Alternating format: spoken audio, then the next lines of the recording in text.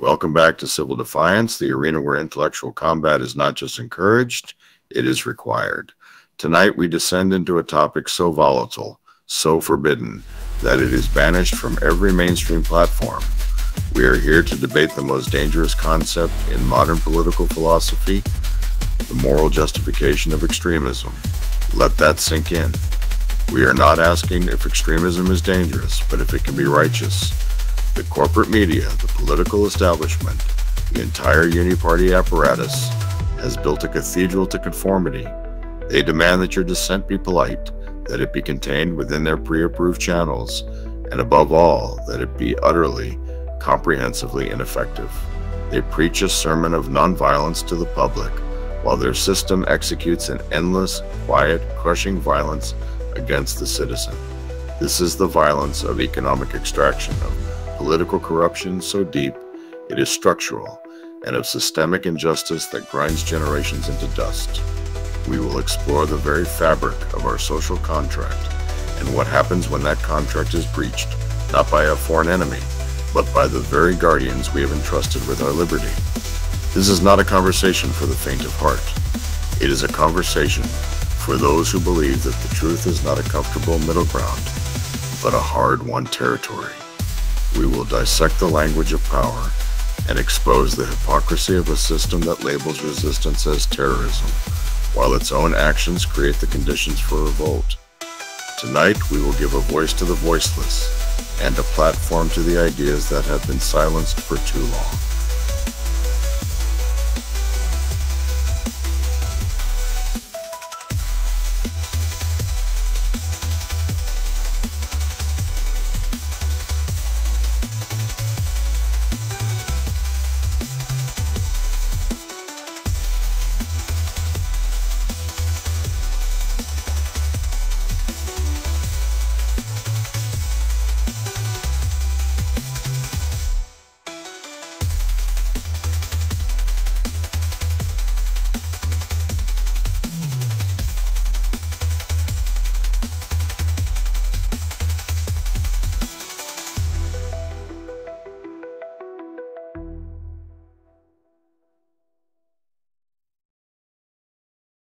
My position is this: when the mechanisms of legitimate change, voting, petitioning, protesting, are proven to be mere theater, and the ruling class remains immune to accountability, the system itself forfeits its moral authority.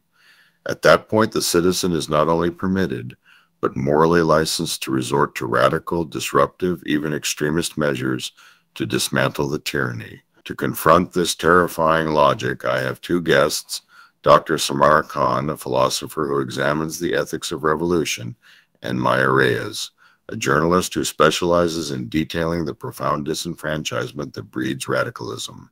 Dr. Khan, let's start with the line. History is littered with people who believe they were morally justified in their violent extremist acts. Where, philosophically, do you draw the absolute boundary? If the system is corrupt, does that license terrorism, assassination, or the destruction of public property? Thank you, Otto. The crucial philosophical demarcation is between justified resistance and gratuitous violence. We begin with the concept of the social contract. If the state consistently violates its side of the contract, by failing to protect basic rights, ensuring justice, and allowing the uniparty to corrupt the entire legal framework, it becomes a state of tyranny. At that point, the citizens revert to a state of nature where the right to self-preservation and the defense of community supersedes allegiance to the state. The moral justification for extremism is attained only when two conditions are demonstrably met: exhaustion of alternatives and proportionality of response. If all legal, nonviolent, and conventional avenues have been repeatedly, demonstrably blocked and corrupted by the uniparty, then the former citizen has a moral basis for escalation. but the response must be proportional to the threat. Extremism, in this context, must be aimed precisely at dismantling the mechanisms of oppression, not at inflicting random suffering on the populace. Terrorism against the innocent, for example, is inherently unjustifiable because it is disproportionate and violates the very populace the extremists claim to liberate. Maya, Dr. Khan outlines a philosophical framework. You've seen the real-world frustration. Describe the systemic corruption of the Uniparty that pushes people to that exhaustion of alternatives point.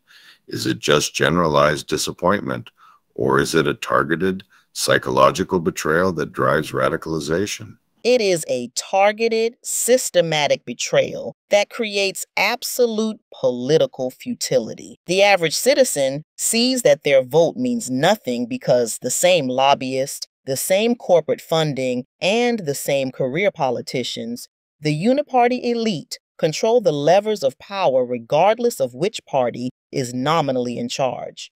They see regulations written by the very industries they are supposed to regulate. They see wealth concentration protected by tax laws that are intentionally complicated to favor the rich. The betrayal is not accidental. It is a structural certainty.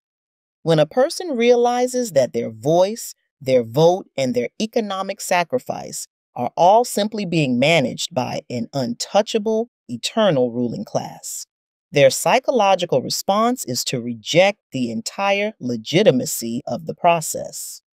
Extremism becomes, in their mind, the only honest response to a system built entirely on lies. The Uniparty's perfect, polished corruption acts as an accelerant to radicalism because it leaves no moral ground for moderation. Dr. Khan, Maya describes a system where moderation is a form of complicity. I say that any ideology that demands violence is itself a failure, a surrender to chaos. Are you not simply providing a sophisticated excuse for nihilism disguised as political philosophy? No. Auto-nihilism is the belief that nothing matters. Justified resistance, even when extreme, is the profound belief that justice matters enough to risk everything. The philosophy of revolution requires the opposite of chaos. It requires discipline, organization, and a non-corruptible moral code. The true source of chaos is the state itself. The Uniparty's systemic corruption, economic theft, environmental destruction, war profiteering, is a form of institutionalized violence against the population. When the state initiates violence, the citizens' responsive violence, if proportional and aimed at the mechanisms of oppression, is an act of self-defense for the community. The moral burden lies with the entity that broke the contract first, the state. Maya, let's talk about the tyranny of patience. The Uniparty depends on the citizens' fear of disruption. They tell the moderate, be patient, change takes time, don't break the system, or you'll be worse off. But if the system is designed to perpetually frustrate change, isn't patience simply complicity with the status quo? Absolutely. The plea for patience is the Uniparty's most effective tool of control. They know that in a stable system, an extreme idea is easily isolated and crushed. But when the system is fundamentally unjust, the slow, agonizing pace of legitimate change is just a mechanism to wait out the dissenters. I've watched activists spend their entire lives fighting for minor regulatory changes, only to have the Uniparty reverse them a decade later through quiet bureaucratic action.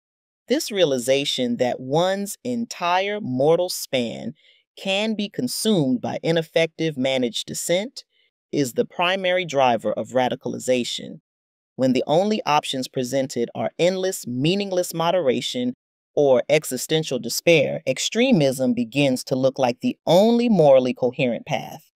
It is a refusal to accept the Uniparty's demand for spiritual attrition. Dr. Khan, how does the Uniparty weaponize the philosophy of nonviolence against those who suffer the most? They celebrate figures like Gandhi and King, but only after their movements are safely historicized. Is the modern state's insistence on nonviolence simply a defense mechanism against any true threat to its power? It is the ultimate philosophical hypocrisy. The state demands nonviolence from the oppressed, while maintaining a monopoly on state violence, police, military, and economic coercion. They selectively sanitize historical figures, celebrating the nonviolent rhetoric, while ignoring the massive, disruptive economic and social pressure those movements actually generated. When the Uniparty insists on nonviolence today, it is demanding that dissent be physically and financially harmless to the ruling class. They want protests that occupy parks, not assets. They want petitions, not supply chain disruptions. The moral justification for extremism emerges precisely when the state demonstrates that it only yields to power it cannot ignore. The ethical calculation becomes, is the minor damage of a disruptive extreme act less damaging than the perpetual, institutional violence inflicted on the populace by the corrupted system? The answer, often, is yes. Let's talk about the propaganda of order. The media, controlled by the Uniparty, instantly labels any radical action as chaos, anarchy, or an American. Maya, how effective is this labeling in preventing the moderate majority from joining or even sympathizing with the morally justified extremist response? It is devastatingly effective because it appeals to the human need for stability. The Uniparty convinces the comfortable middle class that the threat to their order comes from the impoverished radical fringe, not from the systemic elite who are actively robbing them. They use the fear of chaos to create a moral trap. The moderate, wanting order and stability, chooses the familiar injustice of the Uniparty over the frightening uncertainty of revolution. The extremist, therefore, has two battles: the battle against the corrupted state and the battle against the Uniparty's propaganda machine, which successfully convinces the passive majority that extremism equals suffering, regardless of the moral justification. The journalist's role is not to justify violence, but to document the systemic corruption that makes the radical response inevitable, thus neutralizing the propaganda. Dr. Khan, let's solidify your moral criteria for justifiable extremism. It can't be a feeling. It must be a clear metric. What are the three non-negotiable thresholds that, when crossed by the Uniparty, justify a radical response? 3 criteria must be met to satisfy the high moral standard of justified extremism: irreversibility of corruption. The judicial, legislative, and electoral systems must be demonstrably and structurally corrupted beyond repair, evidenced by a pattern of laws favoring the elite and total immunity for the Uniparty's abuses. The system must be proven to be incapable of self-correction. Imminence of catastrophe. The current political structure must be leading the populace toward an imminent, unrecoverable catastrophe, be it economic collapse, massive loss of life through preventable healthcare failure, or irreversible environmental destruction. The threat must be severe and near-term. Targeted proportionality. The extreme action must be precisely targeted to dismantle the mechanisms of oppression, destroying fraudulent voting machines, seizing assets stolen by corrupt officials, or disrupting the financial networks that shield the Uniparty. It must never target the innocent or result in gratuitous suffering. Extremism must be surgical, not chaotic. Maya, you studied disenfranchisement based on those three criteria: irreversibility, imminence, and targeted proportionality. Where are we right now? Do the people feel they have reached that moral threshold? And how has the Uniparty made itself functionally immune to the moral argument? The feelings of the populace have absolutely reached the threshold of irreversibility and imminence. People feel that the economic extraction and the climate threat are imminent catastrophes, and they feel the system is irreversibly rigged. The Uniparty's genius lies in its immunity defense. They have constructed a system so opaque, so massive, and so legally protected that there is no singular, satisfying target for a proportional, surgical extremist act. If you attack the bank, the government bails it out. If you attack the politician, they are replaced by another loyalist. If you attack the regulatory agency, the regulations simply migrate to a private industry council. The Uniparty has diffused its power across an untouchable network, forcing the extremist into a choice: either strike at an ineffective symbol or commit an act of disproportional violence that forfeits the moral justification Dr. Khan requires. The system is designed to trap the righteous revolutionary in an ethical dilemma. This is civil defiance, and your participation is crucial. We are walking the line tonight on the moral legitimacy of radical response, a line no other podcast dares to touch. We are here to challenge boundaries and spark real debate. If this episode or any of our volatile topics has resonated with you, or if there's a deeply uncomfortable, highly controversial subject you think we should tackle next on Civil Defiance, we want to hear it. Don't be afraid of the heat. Give us the topics the established media won't touch. You can send your suggestions through the submission link on our website, by www.google.com, search q-civildefiance.com, or tag us on social media using #CivilDefiance topics. Before we return to Otto's final dissection, a quick but necessary message. If you are listening to this episode and want to ensure you never miss our next act of civil defiance, make sure you are subscribed and following our channel on Spotify. Simply search for Civil Defiance and hit that follow button. Your subscription is the fuel for our defiance. Now, back to Otto. Dr. Khan, let's talk about the ultimate weapon the Uniparty uses, the myth of unity. They constantly preach that disagreement is natural, but that we must all remain united under the current structure. They weaponize the fear of division.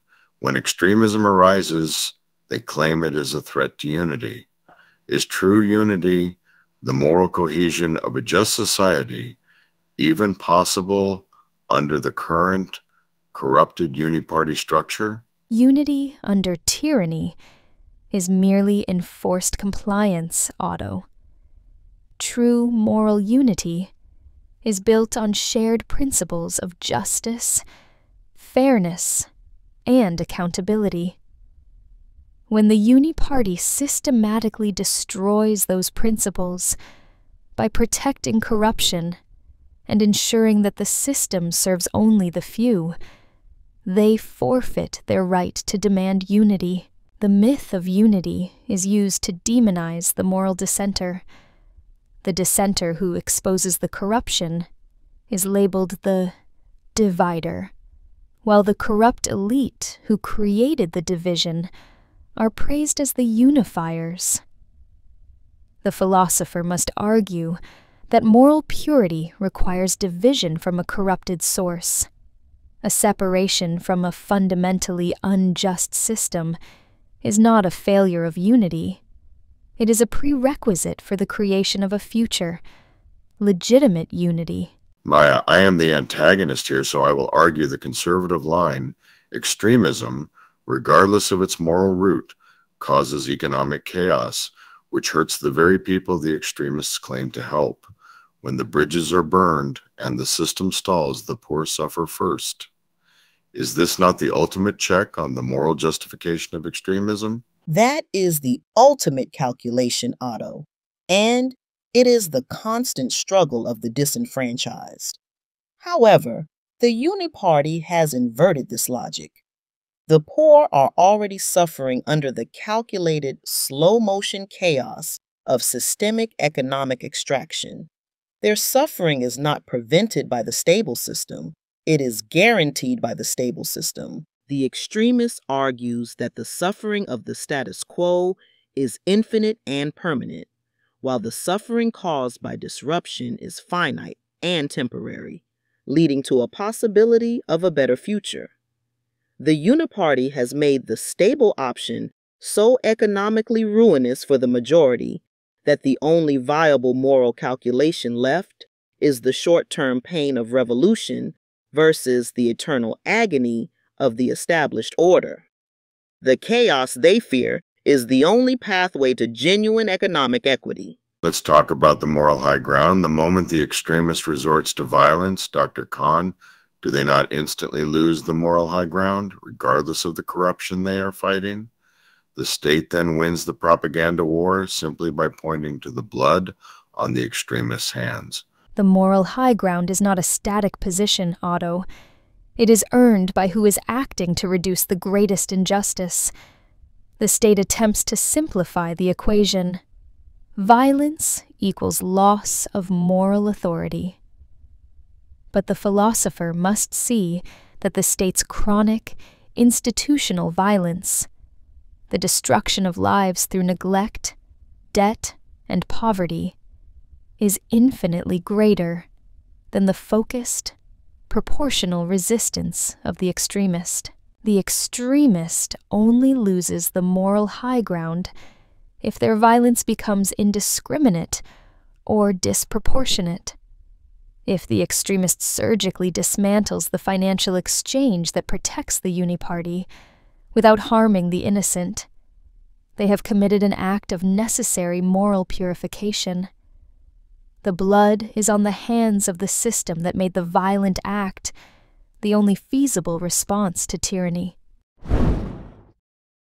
We have established that the Uniparty has created a system so opaque, so self-correcting, and so deeply immune to legitimate dissent that it has forced the most passionate citizens into a corner where extremism is the only effective action remaining.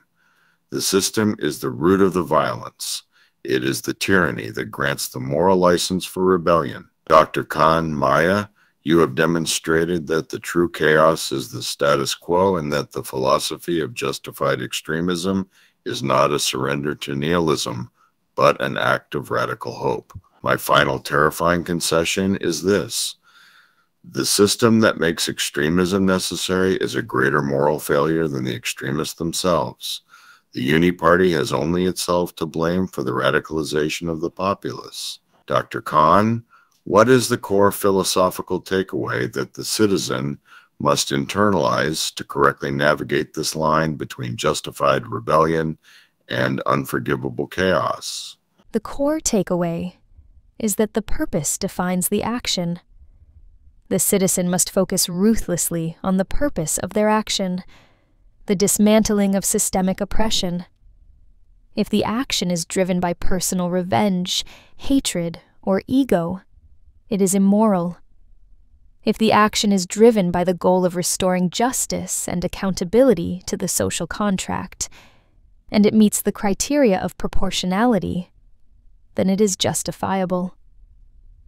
The moral citizen is compelled to be extreme when moderation serves only the corrupted elite. Maya, what is the journalist's most important act of civil defiance right now? Is it to report on the extremism, or is it to report on the systemic corruption that makes the extremism inevitable? It is to report relentlessly on the systemic failure. The Uniparty wants us to focus on the symptoms, the extremism, the violence, the chaos, because that allows them to escape judgment. The act of defiance is to shine an unblinking light on the irreversibility of corruption and the imminence of catastrophe. We must neutralize the propaganda of order by proving that the order itself is the greatest source of violence. The journalist's duty is to document the state of tyranny, thereby legitimizing the people's subsequent right to revolt. The only way to avoid the horrifying reality of moral extremism is for the Uniparty to step down, dismantle its corruption, and restore the sanctity of the social contract. Since we know they will not do that willingly, the moral burden falls to the people. Dr. Khan Maya, thank you for guiding us through the most dangerous ethical landscape of our time. Before we conclude, a final necessary message. If this episode or any of our Defiant conversations has resonated with you and you want to ensure you never miss our next act of civil defiance, you must subscribe and follow our channel on Spotify. Simply search for Civil Defiance and hit that follow button. Your subscription is the fuel for our ongoing defiance. To our listeners, be skeptical of the plea for patience. Question the motives behind the demand for order. Your defiance begins with correctly identifying the true source of violence.